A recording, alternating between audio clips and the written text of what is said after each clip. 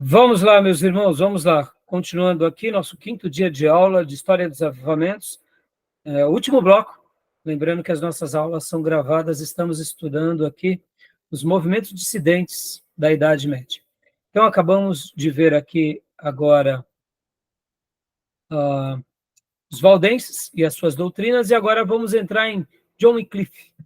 John Wycliffe, né? É claro, irmãos, poderíamos falar de John Hus. Existem muitos outros assuntos e a pauta aqui é só trazer, em tese, um pouco da história do povo de Deus e aquilo que Deus fez durante esses 2000 anos de história, sempre levantando os seus 7.000 entre nós. E aqui a gente vai falar de John Wycliffe. Leia para nós, pastor Johnny, por gentileza. Pois não. John Wycliffe, 1320, 31 de dezembro de 1384. Foi professor da Universidade de Oxford, teólogo e reformador religioso inglês, considerado precursor das reformas religiosas que sacudiram a Europa nos séculos XV e XV. Na realidade, né? Eu acho que é 14 e 15, né? Ah, ok. Deve ser isso. Assim, 1320, exato. Trabalhou na primeira tradução da Bíblia para o idioma inglês, que ficou conhecido como a Bíblia de Wycliffe. Opa, olha aqui. Lembra que há pouco nós tínhamos visto que os valdenses, eles chegaram no sul da França, na Itália, na Espanha e no Vale do Reno. Opa, então agora está chegando também um movimento especial aonde? Na Inglaterra. Lembrando que durante esses dias aqui, a Inglaterra também era católica, se não me falha a memória. Ela passa a ser apenas anglicana depois da Reforma Protestante. Então, aqui ele faz a tradução da Bíblia para o inglês. Lembram que nesse período era comum as missas em que língua, irmãos? Latim. Latim. Latim, por quê? Porque é a língua romana, latino, e a Bíblia era a Vulgata Latina. Jerônimo. A Bíblia, exatamente, né? Então, a Bíblia de Jerônimo. Interessante, né? Então, agora começa a ser... Pensem, irmãos, 1300 e alguma coisa, no século XIV, ele fez a tradução da Bíblia para o inglês. Irmãos, isso era para ser comum. Durante os 1000 anos anteriores, era para ser comum a Bíblia estar na linguagem do povo. Mas não. A Bíblia era só lida em latim. O povo ouvia a Bíblia a partir do padre, a partir da missa, não a partir do texto sagrado. Os únicos que podiam estudar a Bíblia eram os monges que estavam no monastério, e mesmo assim eles tinham que conhecer o latim. Pouquíssimas Bíblias dos monastérios tinham de língua original, e mesmo assim, mais pouco ainda, quem sabia traduzir a Bíblia. Então, pensem, irmãos, quanto tempo a Bíblia ficou apagada. Por isso, a gente entende que o avivamento tardou. Ou seja, o que nós entendemos com isso? E quando o diabo consegue cegar-nos a partir da Bíblia, consegue causar-nos um dos maiores males de todos. Errais porque não conheceis as Escrituras e nem o poder de Deus. O meu povo erra porque não conhece os profetas, as profecias e tantos outros textos semelhantes a esse, né? Doutrinas, pode ler para nós? Eu tinha pedido para pastor, né? Para mim, pastor. Por favor. Beleza, doutrinas. Tinha a Bíblia como regra de fé e prática, contrário aos sacramentos, batismo infantil e confissão. Pregava a pobreza apostólica, contrário ao papado. Seus seguidores foram os lollardos. Opa, mais um grupo. Ou seja, nasce agora os lollardos. Aqui ele pregando. Essa daqui são partes da Bíblia de Wycliffe. Tradução. Olha só, irmãos, isso é um documento histórico. E aqui, irmãos, não sei se vocês vão conseguir ver, mas é bem interessante. O que vocês acham que está acontecendo aqui? Parece que estão queimando ossos. Estão queimando ossos. De quem? Do herege Wycliffe. Entendeu? Porque como pode alguém traduzir a Bíblia para o inglês e causar um mal tão grande, fazendo com que esse povo se corrompa as tradições da Santa Igreja? Queima os ossos dele. Entenderam, irmãos? É interessante, né? Aqui é até o endereço para a gente pesquisar algo a mais. Entendeu? Olha só, irmãos, se não fosse verdade, a gente parece descrições de um filme de terror, né? Interessante, né? Vamos lá. Arnaldo de Brescia. Leia para nós agora, Gil, né? Quem quiser ler, pode ficar à vontade, irmãos. Eu posso ler, pastor? Por favor. Arnaldo da Brescia. Levanta-se contra o papado no norte da Itália. Foge da Itália em 1139. Em 1145, lidera movimento popular que expulsa o Papa, desejando a restauração da antiga República Romana. 10 anos mais tarde, é martirizado. Seus seguidores são conhecidos como homens pobres da Lombardia. Doutrinas. Sistema católico considerado ineficaz. A água do batismo não traz perdão. Meus irmãos, vocês percebam que, olha só, a pobreza não é que é um discurso, tá? Mas é uma maneira de caminhar na ruptura, né? Pode ver que aqui o Wycliffe também pregava a pobreza apostólica. Por que havia essa necessidade de ter, muitas vezes, nos lábios deles, essa denúncia? Porque sempre, irmãos, sempre, a religião institucionalizada está ligado ao rei, que está ligado a questões econômicas, que está ligado a um interesse pessoal. E, querendo ou não, quando nós nos desprendemos das coisas dessa vida, e não é aqui, me entendam, tá, irmãos? O discurso da pobreza pela pobreza, mas podem ver que até o Wesley, ele vai trabalhar numa linha bem parecida, que ele vai falar sobre o quê? Ele vai falar sobre a modéstia, que é um princípio apostólico.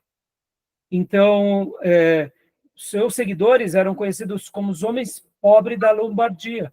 Por que homens pobres? Porque eles eram desapegados, estavam dispostos a fazerem o que? Uma obra para Deus, sem o viés do apoio econômico.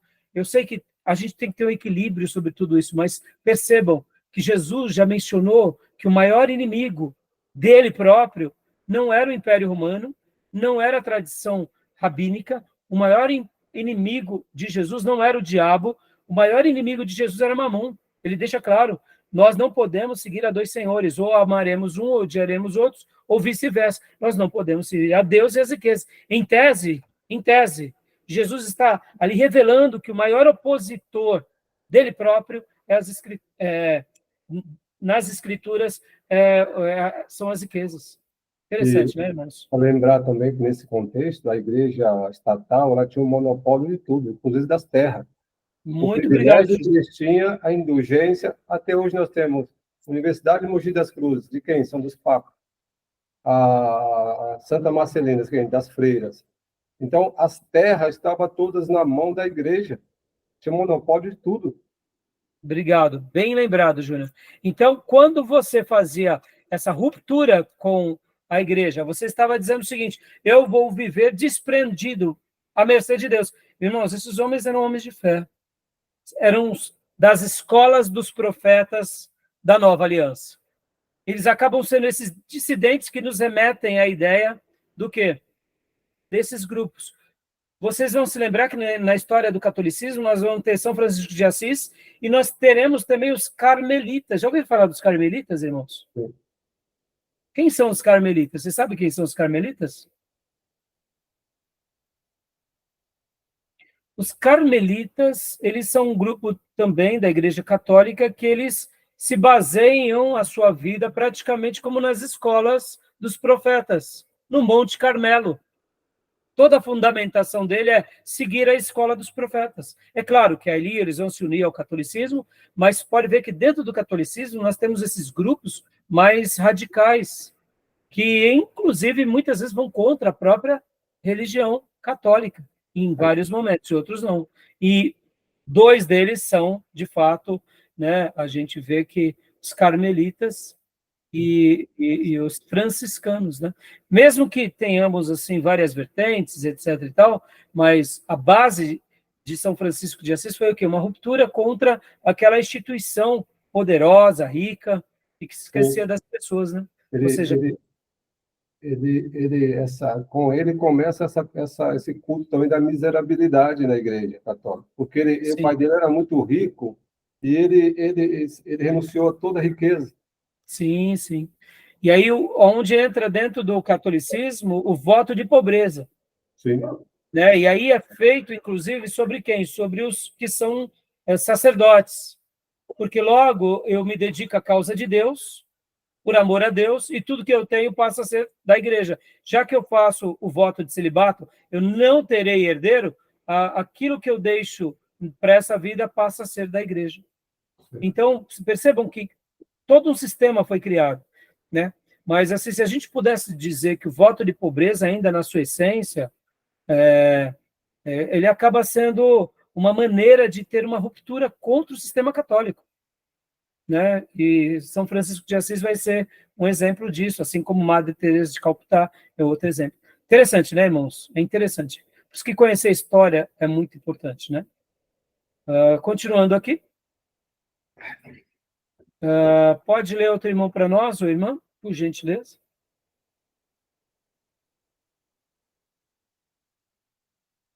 Vou ler. João de Wesel coloca as escrituras como autoridade final no cristianismo, rejeita as pretensões sacerdotais do controle da salvação, nega a doutrina da transubstanciação, preso em Mainz, morre em 1482. Por um pouquinho de tempo ele não viu a reforma, né? Pode continuar, Ju, por favor? O Wesel Gansford, acho que é tudo alemão, né? Holandês, né? Holandês que proclama a doutrina da justificação pela fé, ataca a doutrina das indulgências, morre em 1489. Lutero confessa que a doutrina da reforma são evidentes nos escritos de Wesel. Ou seja, você pode ver que o próprio Lutero, ele vai dar mérito, vai dar prestígio, né? Aqui, Jan Hus, ou John Hus. Continua para a gente, Júnior, por favor. Nascimento em Constância, 6 de julho de 1415. Foi reformador religioso. Iniciou um movimento religioso baseado nas ideias de John Wycliffe. Aquele que foi queimado há pouco, que nós falamos que até os ossos foram queimados como um protesto ao herege. Sim. Os seus seguidores ficaram conhecidos como os husitas. A Igreja Católica não perdoou tais rebeliões e ele foi excomungado em 1410, condenado pelo Concílio de Constância, foi queimado vivo. Eu acho que tem alguma informação errada, porque aqui é o nascimento 415. Então, essa data aqui, Exato, possivelmente, eu não percebi anteriormente ao estudar o material. Mas tem alguma coisa aqui errada, tá? Mas, mais uma vez, queimado vivo. Vem cá, meus irmãos. Será que tem algum macedinho que quer seguir John Wycliffe, John Hus, entendeu? Sabendo que o destino vai ser o mesmo? Entendeu, irmãos? Olha ele aqui. João Batista, né? Um João Batista, um Eli, o profeta Elias, Eliseu. Vê se eles querem isso, né? Leia para nós, pastor Johnny, por gentileza, discípulo de Hus. Vamos lá. Os grupos mais radicais foram adamitas, taboritas, orebitas, utraquistas e pragueiros. Ala evangélica, irmãos da Boêmia. Curioso, né? Curioso. Agora, você percebe, irmãos, que Deus ele é tão bondoso que ele pega os seus, mesmo que sejam um pouco mais radicais, e a história vai se perpetuando. Não é a morte que vai acabar com a nossa história. Pelo contrário, nos planos e propósitos de Deus, ele sempre vai pegar os seus vasos, a história do seu povo, e no tempo dele ele vai fazer algo notável. Isso é maravilhoso, isso é fé também, né? Amém. O objetivo era trazer a reforma à Igreja Nacional, restaurando a pureza original do cristianismo. Tornam-se organização em 1457, espalham-se pela Boêmia, né, e Morávia. Opa, dá uma pausa aqui, pastor, por favor. Olha aí a Morávia. Olha a futura Morávia. Entenderam a importância de John Hus e de seus discípulos? Será que todo radicalismo ele é mal de tudo? Nem sempre, irmãos. Tem vezes que o radicalismo ele pode até ser mal quando a gente vai para questões éticas, morais, de intransigências, mas tem vezes que é um radicalismo até um pouco ingênuo com relação ao quê? É que nem, por exemplo, os nossos irmãos essênios, ou o grupo essênio, de judeus essênios, que possivelmente João Batista resgata algumas coisas. Então, tem vezes que a gente olha um grupo radical, eles fazem uma ruptura com aqueles grupos dominantes, e tem vezes que a gente aprende até com eles, né? Verdade. Diga, o que você está falando? Eu acho que o problema do radical é a violência, né? Ah, sim. Porque, de certa forma, eles têm, a vontade deles é manter a pureza, né? O zelo, e aí ultrapassa. Exatamente, aí não pode, né?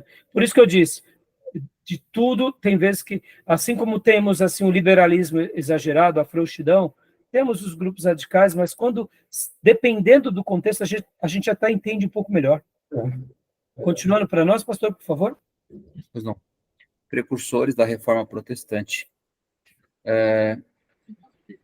Usou da imprensa, organização de escolas e ampla disseminação de suas doutrinas. Aí, ó. Você vê que é uma pessoa já contemporânea com os seus dias. Usou das ferramentas dos seus dias para propagar aquilo que sabia. Tá bom, meus irmãos? Ok. Olha aqui, então, ó, deixa eu até parar aqui nossa transmissão. Esse radicalismo, até mencionado pelo Júnior, né? Essa questão mais agressiva, também não se dá por conta da própria agressividade da igreja, uma forma de defesa deles. Sim. Pode ser por várias frentes, né, pastor? Mas, assim, perceba, muitas vezes você está enclausurado, você acaba tendo aquele ímpeto de querer ter libertação, né? Pode ver, existe aqueles grupos, né, que são os anarquistas, que eles querem impor as suas liberdades à força, mas existe aqueles que querem uma libertação do sistema dominante. E isso também acaba sendo, a gente acaba sendo visto como revolucionário. Tem vezes que, infelizmente, a gente é obrigado não digo assim, a praticar o mal, né, mas é ser um pouco mais radical, né? Pode ver, irmãos, esses dias eu assisti uma reportagem, né, sobre as Américas Latinas, junto com aquele geopolítico que eu falei há pouco, o professor Roque. Ele falava que os índices de morte na América Latina são maiores do que as mortes que acontecem em vários países que estão em guerra civil. Então, ele começava a falar sobre a questão criminal e a questão da convivência com o crime, com a morte, de todos os habitantes da América Latina. E os números são tão grandes, mas tão elevados, que se pegássemos toda a América Latina, é claro que alguns países mais e outros menos, mas é como se nós vivêssemos há décadas em guerra civil, sem ter uma guerra civil. Por causa da criminalidade, por causa da promiscuidade, por causa da corrupção, por causa do pecado. Aí você pega países africanos que estão em guerra civil há muito tempo, pegamos países no Oriente, pegamos grupos, né, dentro do Oriente Médio, né, aquela região, inclusive aquela região que nós consideramos como Oriente Médio, nós pensamos que só tem árabes. O próprio professor Roque, ele explica que ali dentro do Oriente Médio existem pelo menos 14 etnias, os persas, os árabes, aí vai citando, irmãos, uma quantidade enorme, gigante de grupos, e depois tem um pinguinho lá que são os judeus. Então, quer dizer, olha a complexidade do mundo que a gente vive, né? Então, assim, tem vezes que uma atitude mais radical, uma atitude é fruto do meio, né? Fruto do meio. A gente precisa... Agora, é óbvio, não justifica nós pagarmos mal com mal, já que vivemos no meio de guerra, a igreja também se armar para contra-atacar. Aí não. Somos o povo de Deus, somos o povo da paz. No entanto, aprendemos com a história que a defesa ela é legítima. Ser um grupo que não se defende também é perigoso. Né? A gente vai ver isso mais para frente. Então, beleza, meus irmãos, terminamos aqui. Semana que vem a gente vai entrar no avivamento metodista, vamos gastar uma aula falando sobre o avivamento metodista, George Whitefield, vamos pincelar sobre alguns reformadores, não deu tempo hoje de falar sobre Lutero, eu pretendo só pincelar, e deixa eu terminar aqui com esses dizeres aqui, e eu vou estar passando para vocês no nosso grupo de WhatsApp, um trabalho, que quem fizer, vai ganhar ponto extra. Não é obrigatório, tá? Mas quando eu dei essa aula, há 4 anos atrás, no 5º dia, eu dediquei essa aula de uma forma especial para Savonarola e Lutero. Aí vocês dizem, por quê? Enquanto eu estava estudando para passar para vocês, eu fiz essa aula baseado num protesto meu. Eu tinha acabado de fazer na igreja e eu achei por bem de pegar os alunos e fazer esse protesto. Inclusive, né, na aula de hoje que eu vou compartilhar para vocês, inclusive vou até compartilhar rapidamente agora aqui, só a janela do texto de Word, só para vocês verem. Olha só que interessante. Rapidamente, eu não vou ler até por causa do horário. Mas olha só, irmãos. Era outra data, né, óbvio. Então, eu tinha colocado aqui que eu remontei essa aula. Depois, se vocês quiserem ler tudo isso, vocês vão ver que eu até faço a citação das aulas que estão no nosso canal, na minha página pessoal, e na página do nosso canal do seminário no YouTube. Estão como aulas privadas, então com o link você abre as demais aulas. Então, por que eu fiz um protesto? Qual foi o meu protesto? Foi um protesto que eu tinha feito à igreja pelo pronunciamento do Ed Renekiewicz, fazendo as suas declarações públicas e revelando uma postura diferente da boa tradição protestante e de outros pastores que estavam apoiando ele, e grupos, né? E naqueles dias havia acabado de ter o quê? Estavam para se formar, né, dia 25 de outubro, a gente sabe que é dia 31 de outubro, que os 503 anos da Reforma. Então, o que acontece? Eu fiz questão de falar e dedicar essas 2 aulas sobre Jerônimo Savonarola, pré-reformador, e Martinho Lutero, mostrando o seguinte, fazendo um paralelo entre a vida deles, a vida de tantos outros homens de Deus, que colocaram sua cabeça na guilhotina por não aceitarem a religião institucionalizada. Enquanto isso, nossos pastores, que outrora eram pastores piedosos, agora se enveredando por uma agenda liberal. E agora eu lamento, mas depois disso já o Ricardo Gondim fez as suas declarações, eles tiveram agora, mais do que nunca, uma proximidade com Caio Fábio, ou seja, é uma pena, fica aqui o meu protesto. Essas aulas que eu gravei há 4 anos atrás, eu continuo falando e dizendo que sou contra o que eles estão fazendo, contra a igreja, contra a doutrina, e lamento que 4 anos depois eles continuam ainda piorando essa situação e se unindo a grupos que, na minha opinião, vai fazer com que eles se corrompam a sã doutrina e comprometam tanto ele como também todos os seus seguidores. E eu parafraseio, e aqui está parte, né, do trabalho que eu quero que vocês façam, vou estar publicando já no nosso grupo do seminário. Quem quiser entregar, fica aqui um ponto extra, tá bom? Então, eu digo isso com pesar, porque 4 anos se passaram e eu não mudo o meu pensamento sobre eles, pelo contrário, eu oro por eles, Ricardo Gondim, Ed Renekiewicz, Caio Fábio e tantos outros que se enveredaram, aí, o próprio Edilvaldo Ramos, para uma agenda mais liberal, e lamento que eles tenham misturado a fé com a política, com o liberalismo, uma igreja inclusiva para agradar as pessoas e não a Deus, e eu faço aqui a minha denúncia porque eu não acredito que Deus esteja feliz com eles.